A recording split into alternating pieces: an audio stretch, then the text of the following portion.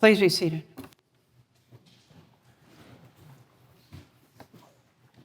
I'm one of the lucky ones. I have a jar of homemade tomato soup to take home with me today. If I rush at a coffee hour, you know I went home to eat my soup. This is about, we're entering a season of food, by the way, have you noticed? I was at Market Basket yesterday. It looked like everybody else had noticed, too. They must be getting a lot of things together. I found this remarkable, I guess it's a recipe.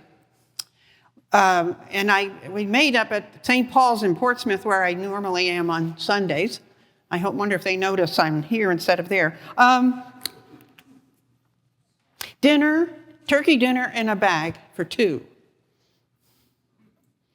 You don't have to write this down. You can get it from me later.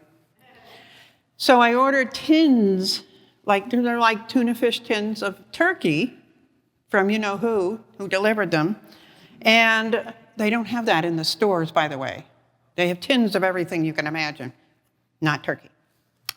So you put 2 tins in the bag, 1 box of stuffing, 1 envelope of mashed potatoes, 1 envelope of gravy, and a can of green beans. Spit that up, hand it to somebody. Dinner for 2, turkey dinner. So we packed up a bunch of those at St. Paul's and took them to the food pantry. I know about you, but I know folks that live in really nice senior apartments. They don't have an oven. Uh-oh. But there might be 1 or 2 of them living there. I hope they enjoy those dinners. Food is more than a necessity these days. My daughter, Kate, who lives in Maine, has custody, by the way, of Thanksgiving, if you want to know who that is. So wherever Kate lives, I have to go there for Thanksgiving. And she loves to bake. And this is a big deal for her. She'll have 24 or more people there. And some of them she calls her urban orphans. These are folks that their families live in wherever, and they're here. So she says, well, you come to my house. It's great. But I want to encourage you in your laying out of the food in this coming season to know about what are the theological foods you might want to put out. We were talking about one of them this morning at Bible study, which I noticed some of you didn't come to. We will just have to work on that. So one of the theological foods is bagels. Yeah. Why is that? Well, I used to use donuts, but there were too many health people around, so I have to use bagel now. That has a hole in the middle. You be listening where you go during this season. And listen for people to say things, something like, stuff isn't working out for me anymore. I worked so hard. I went to the best schools I could get into. I had a great job, house. I thought that's how you did this. And you would feel really good about everything, and it all just would go along. And I just don't really feel like that. See, what happens is this. We are born with that hole. And we spend our life trying to fill it up with college degrees and houses and cars and best jobs. And to make that hole, when that hole's filled, I'll be fulfilled. How come it's not working out? So the theological truth about bagels is that hole is God's place. Spiritual life, connecting to something bigger than yourself, and learning about that, belonging to that, and being inspired by that is where that hole is for. The rest of that stuff doesn't work because it doesn't do that. And it comes with payments, cleaning, deferred maintenance. It has nothing to do with God. Bagels. Put out a bagel And someone might say, how come you have a bagel out here? Whoa, you're ready for that question. The other problem we're having right now in our food groups, theological food groups, is people are, quite rightly trying to be healthy and avoiding salt. Well, unfortunately for that approach, salt is one of the theological food groups. You can't not have it because Jesus said, you are the salt of the earth. You are the age change. It changes. You're going to be the ones that you're going to change the world. You're the salt of the earth. Have you ever had popcorn with no salt?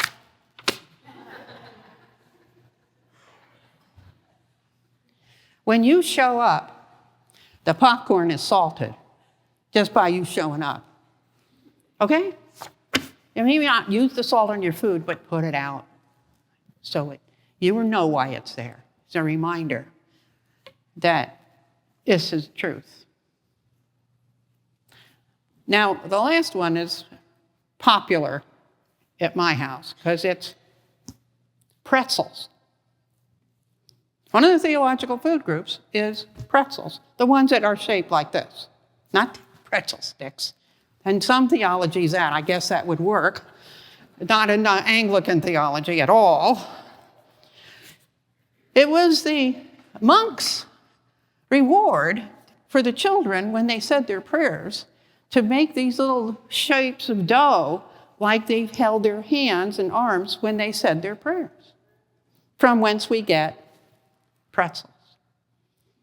A symbol of prayer for us in our food groups. And a symbol of ongoingness about staying in touch. So bagels, salt, and pretzels.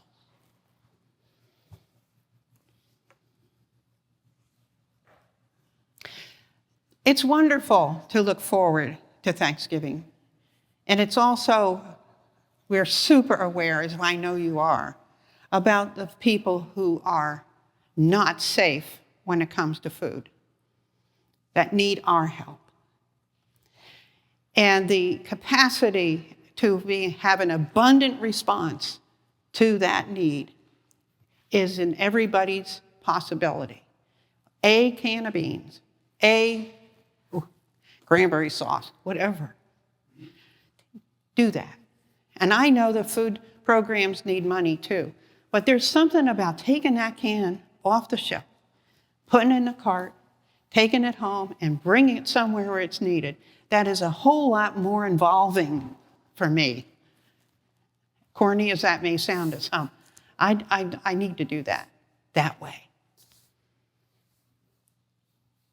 Then I feel like when I have Thanksgiving, I've tried to invite, my daughter would say, are you an urban orphan? You come on. That's our way of trying to include them at our table, is it not? You know that the word Eucharist means Thanksgiving. We have Thanksgiving meal together every week. And when somebody that you come across is theologically challenged, and they have plenty of food, but they're running on empty, you say, you need to come to Thanksgiving dinner at Emmanuel every week. It's abundant. We have an abundant life at Emmanuel. Even if we don't have as much as we think we should have, it's an abundant life. And it's not made up, it's based on the truth. It is who we are meant to be. Desmond Tutu said, hope is being able to see that there is light despite the darkness. And while we're sort of skimming across the top of the waves here, we know that this is tough times for a lot of people. And we could sound a little Pollyannish if we get too, everything's just wonderful.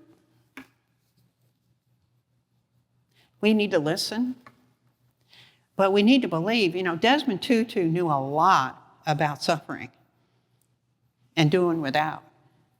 And he was one of the most joyous people you could ever encounter. Because his understanding about life was rooted in his spiritual life. And I'm a work in progress, I will admit. I would love to be that joyful all the time.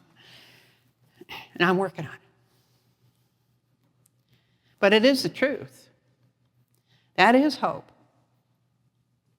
Maybe that's where the light at the end of the tunnel term comes from. It's about light. People are putting up the lights early this year. Thank God. Let's not get mad at them. They're looking for light. They're looking for positive. That's a positive thing to do, to start decorating early. They can't stand this stuff anymore. They want to get on with something that has fun, energy, joyfulness, happiness, great memories for them. Let's just start decorating already. But the light that you and I know about, the light of Christ has come into the world. The light of Christ has come into the world. It's not our light that we share. It's the light of Christ. We could not possibly, from within ourselves, generate that light. We bask in that light, but it doesn't come out of us. And we are the bearers of that light. Bearers of a light that we have just been given through Christ. Christ is the light of the world. And we are the messengers of that truth. And into a time where there's a great power outage in our society, I would say, we know where that energy can come from. And however it is that we can do this, we need to share that by showing up, being salty, passing the pretzels around, whatever you want to do. But do it because that bears light to that person, that group, that situation. Sometimes when I leave that night light on in the bathroom all day because I didn't notice it during the day, but at 3 a.m., it's like somebody set a spotlight off in there. So I always say I could at least be a dim bulb for Christ. Because when I show up in the dark, I could be pretty good. Great metaphor for me. Be light. Be light. Well, I can't pretend it isn't the way it is for some, but we can be truthful that there's more to it than that.